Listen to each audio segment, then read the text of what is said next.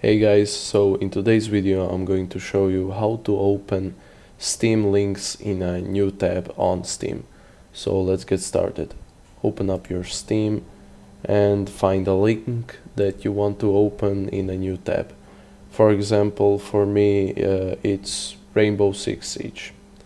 So you can just hold control, your left control, and click on a link that you want to open. This is not Rainbow Six Siege, but you get the point. I just opened it in a new tab. There is really no limit to this. You can just open another one, and as you can see, this one is here. I think you can do it with your middle mouse button too. Yep, as you can see, I just did it. And there is no limit. You can open as much as you want. You can close them like this, or you can all close them just like this. Anyhow guys, I hope this video helped you. If you did, leave a like.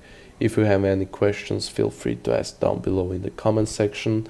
And if you want more content just like this, subscribe. Anyhow guys, have a nice day.